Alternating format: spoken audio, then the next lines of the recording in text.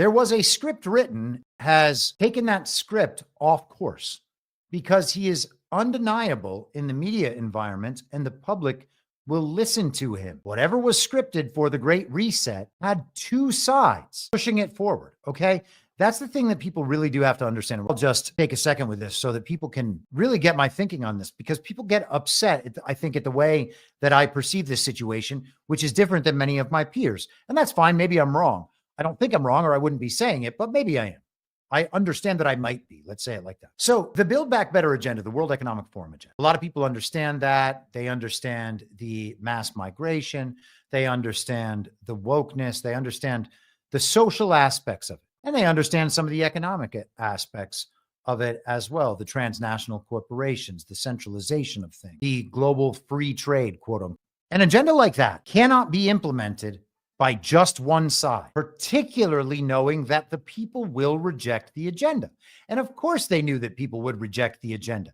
And they knew that people would reject the agenda in certain ways, and that if they had allies reject the agenda on a very superficial level throughout the entire time while the regime is supporting that agenda, well, then the people might side with those media figures, allies of the agenda, of the World Economic Forum, of the global regime, believing that those are the people in positions of power who can help us collectively reject that Build Back Better agenda. My point is, as far as the Great Reset is concerned, if you are the global regime and you control the media and you control the currency and the finance and the economic, and you control the resources and trade routes and ultimately the military, if you have that much control over everything, then you are able to script things as you would like to see them evolve in society. And of course, that's what they did. Klaus Schwab published a book called COVID-19, The Great Reset. And he published it, and anyone could read it throughout the pandemic. There was all sorts of talk of pandemics in the years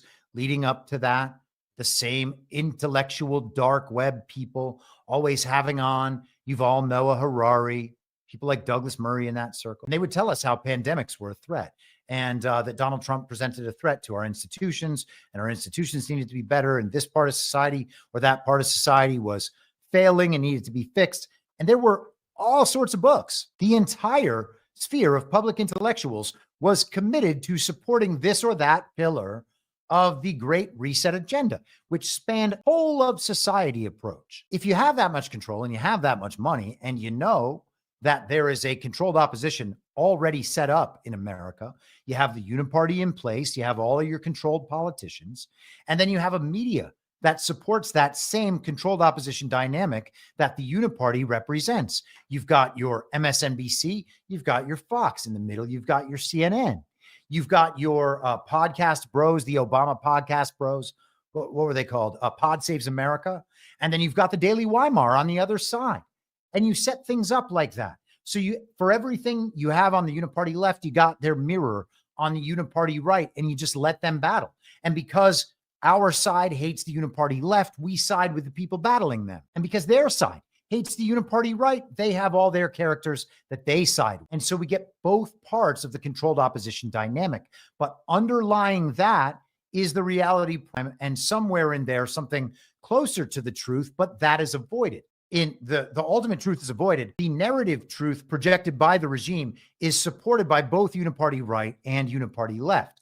So the Daily Weimar and Ben Shapiro support the idea that COVID is real. It's a very deadly pandemic, just as much as Rachel Maddow does on the other side. And of course, that's his mirror counterpart. Okay. So they both agree COVID is a very real, very deadly pandemic. Now, what Donald Trump does in that situation is understands, okay, 80 or 90% of the country at least is going to believe that COVID is real and a very deadly pandemic. So I can either say, no, it's not, and deal with the consequences of that, or I can accept it as real and then steer people away when I can. And I think that that was the dynamic that was playing out throughout 2020. And I think that we can see that same dynamic playing out on a range of other issues over the last 10 years. All right. But the point is, both sides of the controlled opposition dynamic are supporting the reality of COVID. And both sides, a few months later, supported the COVID vaccines as being very safe and very effective.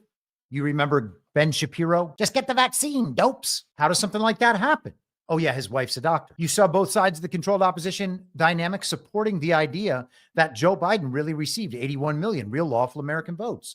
You saw both sides of the controlled opposition dynamic supporting the idea that Vladimir Putin really did stage a very brutal invasion in Ukraine, and we had to protect their sovereign borders. Their democracy was our democracy. And again, we can see this over and over on virtually every issue. There's a controlled opposition dynamic set up that mirrors the uniparty structure. Both sides agree to the truth of the underlying reality. And if you agree to the truth of the underlying reality, then no matter which brand of response you choose, you are still doing the work of the uniparty, of the global regime, in your acceptance of the controlled opposition dynamic, which is why it's necessary to reject both sides of the controlled opposition dynamic, even when that one side seems like they're our friends.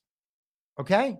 And that is what Donald Trump ultimately exists to do, in my estimation. The truth of the underlying reality that the global regime is building and upon which they can advance the Great Reset agenda. And that agenda is still advancing because the controlled opposition dynamic remains in place and the uniparty apparatus remains in place. We are too afraid to break the uniparty right side because we think these people are our allies and we're worried about winning a fake election in 2026. That's a very dangerous place to be because the thing is still advancing. Doesn't mean we can't take it off course, but it does mean that if we continue to support the GOP establishment, it's the same as supporting the Democrat establishment because they are advancing the Great Reset agenda. And that's what has to be avoided at all costs.